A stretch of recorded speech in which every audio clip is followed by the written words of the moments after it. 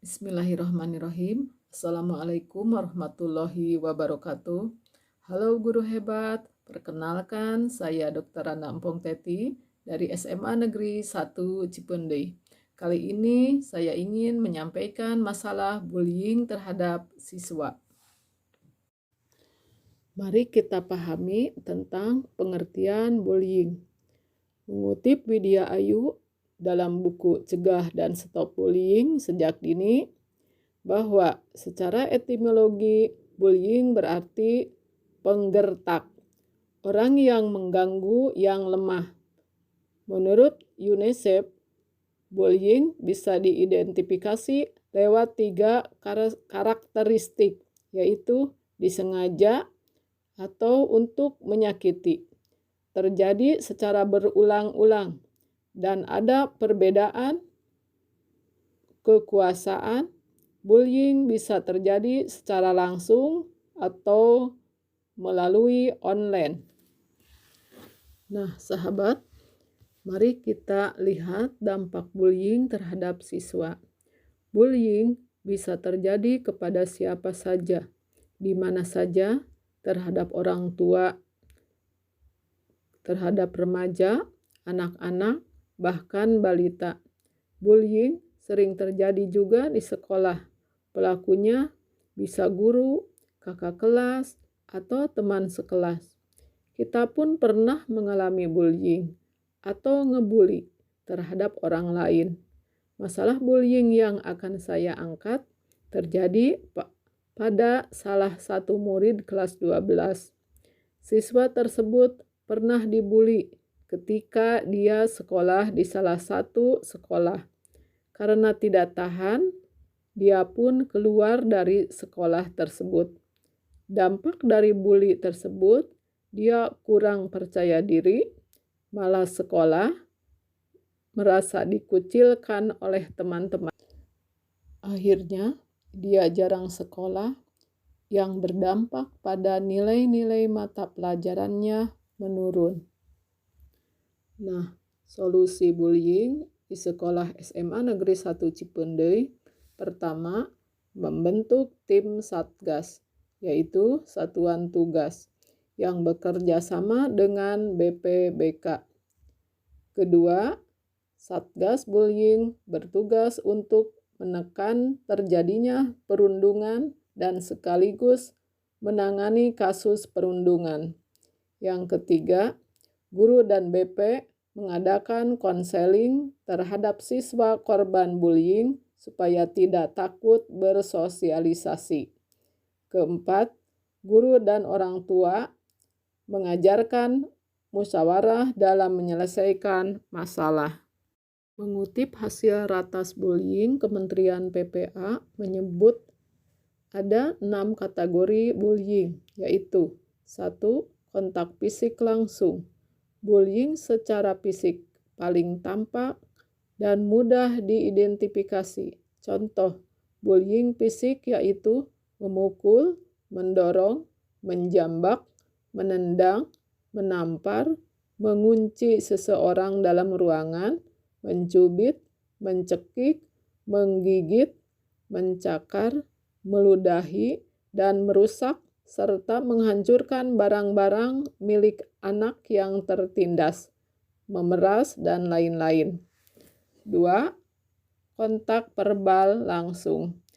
Bullying dalam bentuk verbal biasanya menjadi awal dari perilaku bullying yang lainnya serta dapat menjadi langkah pertama menuju pada kekerasan yang lebih lanjut.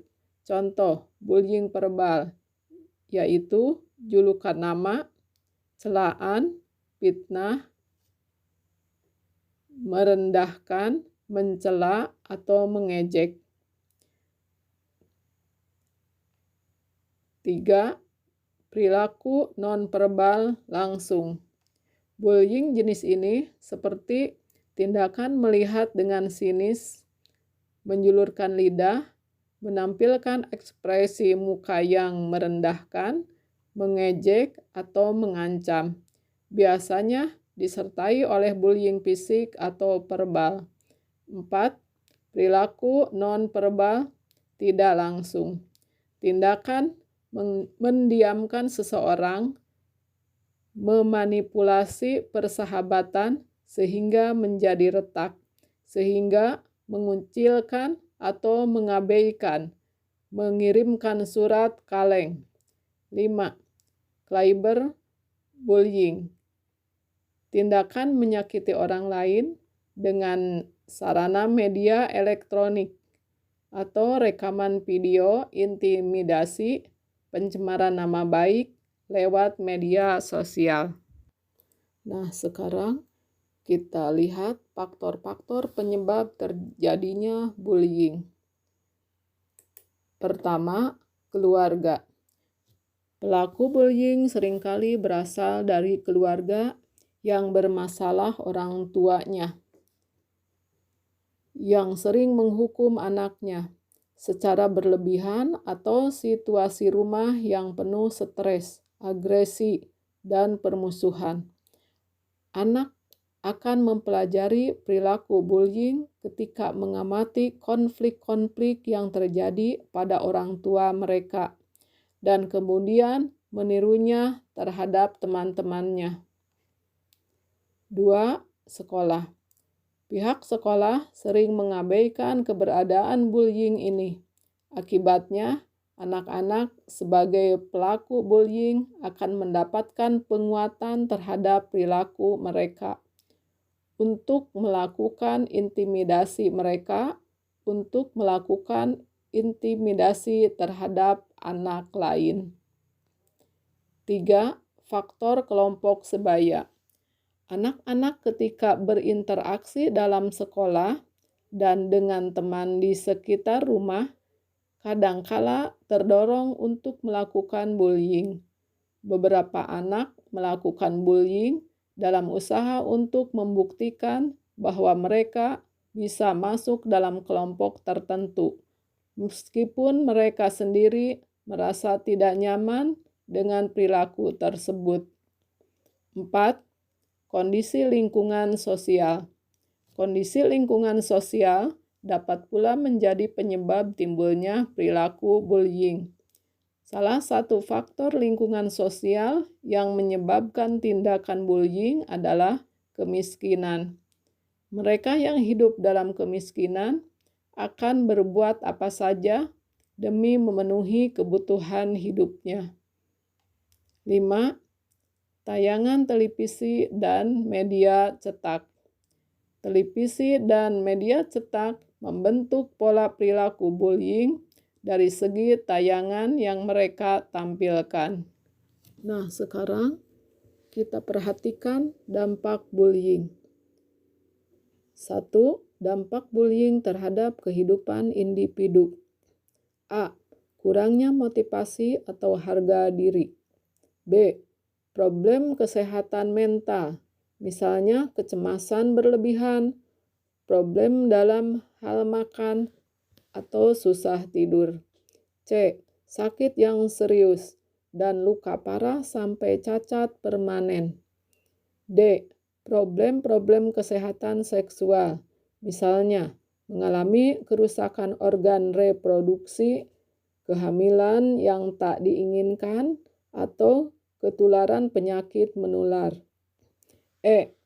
Mengembangkan perilaku agresif atau suka menyerang. F. Mimpi buruk dan serba ketakutan. G. Bisa menimbulkan kematian. 2. Dampak bullying terhadap kehidupan sosial. A. Pewarisan lingkaran kekerasan secara turun-temurun atau dari generasi ke generasi. B. Tetap bertahan kepercayaan yang keliru bahwa orang tua mempunyai hak untuk melakukan apa saja terhadap anaknya, termasuk hak melakukan kekerasan. C. Kualitas hidup semua anggota masyarakat merosot, sebab anak yang dianiaya tak mengambil peran yang selayaknya dalam kehidupan kemasyarakatan. 3. Dampak bullying terhadap kehidupan akademik. Bullying berhubungan dengan meningkatnya tingkat depresi, agresi, penurunan nilai akademik, dan tindakan bunuh diri. Bullying juga menurunkan skor tes, kecerdasan, dan kemampuan analisis siswa. Cara mengatasi bullying. 1. Sekolah perlu menciptakan kultur sekolah yang aman, nyaman, dan sehat, sehingga anak dapat berinteraksi dengan teman-teman dengan baik. Sekolah juga perlu memberikan sanksi tegas kepada anak yang melakukan bullying, sehingga remaja merasa jera dan tidak melakukan bullying lagi kepada temannya. 2. Guru dan orang tua perlu mengajarkan kepada anak atau remaja untuk menyelesaikan masalah bukan dengan cara kekerasan dan main hakim sendiri, melainkan dengan pendekatan musyawarah bersama untuk mencari solusi yang terbaik. 3. Guru perlu menanamkan nilai-nilai agama dan moral sehingga anak bisa saling menghargai dan menghormati. 4. Guru perlu melakukan pendekatan konseling kepada anak yang mengalami bullying sehingga anak remaja tidak memiliki trauma berkepanjangan, minder, dan takut untuk bersosialisasi dengan orang lain. 5. Guru dan orang tua perlu bekerja sama untuk menangani bullying dengan musyawarah sehingga dapat mencari solusi yang terbaik. Mari kita tinjau hukuman untuk perilaku bullying. Mengutip BPHN, ancaman pidana bagi pelaku bullying yaitu 1. Undang-Undang Nomor 23 Tahun 2022 tentang Perlindungan Anak, Pasal 80. A. Setiap orang yang melakukan kekejaman, kekerasan, atau ancaman kekerasan atau penganiayaan terhadap anak dipidana dengan pidana penjara paling lama 3 tahun 6 bulan dan atau denda paling banyak 72 juta rupiah. B. Dalam hal sebagaimana dimaksud dalam ayat 1, luka berat, maka pelaku dipidana dengan pidana penjara paling lama 5 tahun dan atau denda paling banyak 100 juta rupiah. C. Dalam hal anak sebagaimana dimaksud dalam ayat 2, mati, maka pelaku dipidana dengan pidana penjara paling lama 10 tahun atau denda paling banyak 200 juta rupiah. Hukuman tersebut bisa ditambah sepertiganya apabila yang melakukan penganiayaan tersebut orang tuanya. 2. Kitab Undang-Undang Pidana Bab 23 tentang pemerasan dan pengancaman pasal 368 ayat 1, barang siapa dengan maksud untuk menguntungkan diri sendiri atau orang lain secara melawan hukum, memaksa seseorang untuk kekerasan atau ancaman kekerasan untuk memberikan barang sesuatu yang seluruhnya atau sebagian adalah kepunyaan orang itu atau kepunyaan orang lain, atau supaya memberi utang maupun menghapuskan piutang, diancam karena pemerasan dengan pidana penjara paling lama 9 tahun. Nah, sekian ulasan dari saya. Terima kasih. Wassalamualaikum warahmatullahi wabarakatuh.